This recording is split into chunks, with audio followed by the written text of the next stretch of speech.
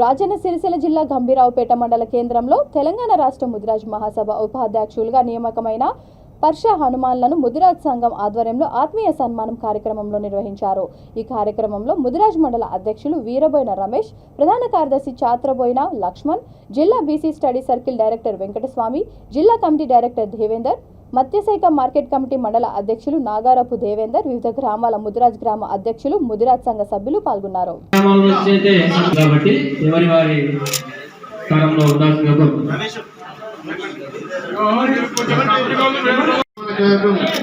జరుగుతున్నది మన జిల్లా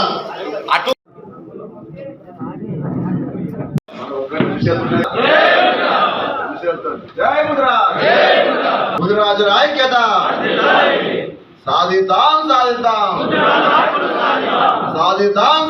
ముదిరాజ్ అమర వీరులకు జోహార్. తెలంగాణ ముదిరాజ్ అమర వీరులకు.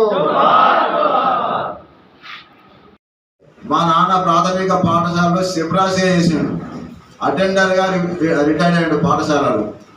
అంటే ఆయన అంత కష్టపడుకుంటూ ఆ ఉన్న 3-4 ఎకరాలు పొలం చేసుకుంటూ ఆ అటెండర్ జాబ్ చేసుకుంటూ మమ్మలను ఈ స్థాయిగా వెలిగారు. ఇంతలో ఒక మిత్రుడు అన్నాడు, ఏ బ్యాక్గ్రౌండ్ లేదు. వాస్తవానికి ఏ బ్యాక్గ్రౌండ్ లేదు.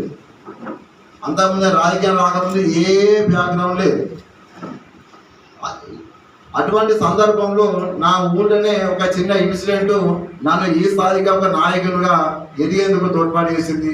అది ఏంటిది అంటే, మా ఊళ్ళో ఒక సెక్షన్, ఒక పెద్దందారు వ్యవస్థ, ఒక భూస్వామ్య వ్యవస్థ, మన వీకర్ సెక్షన్ అణగారిన వర్గాలను అంచవేస్తున్న క్రమంలో తిరగబడులు 95-96 తిరగబడులు నేర్చుకున్నా. తిరగబడి అక్కడ దాదాపు 2001లో ఈ తిరగబడుతున్న క్రమంలో నా మీద అక్రమమైన కేసులు పెట్టి 2001లో జైలు కూడా పంపించడం జరిగింది. అప్పుడు నాకు అందరు అన్నారు, ఇది పెద్ద నక్సలైట్ అన్నారు. ఇది పెద్ద నక్సలైట్ బ్యాక్గ్రౌండ్ ఉన్నాను. అవును, అప్పటి పరిస్థితులలో అప్పుడు నక్సలైట్లే ఒక అండగా కనబడ్డారు, ఒక ధైర్యం ఇచ్చారు.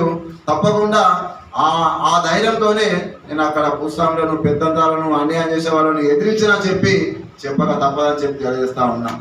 ఆ తర్వాత రాంగా ఏం జరిగింది? సరే, సాయుధ మార్గాలు తగ్గినాయి, ప్రజాస్వామ్య పోరాటాలు ముందుకు వచ్చినాయి.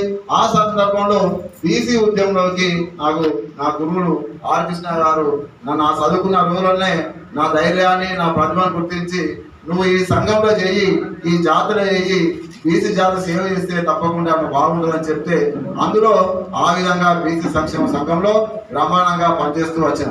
ఇక్కడ నా ఆత్మవిశ్వాసం కోల్పోలేదు. ఇప్పుడు చెప్తున్నా,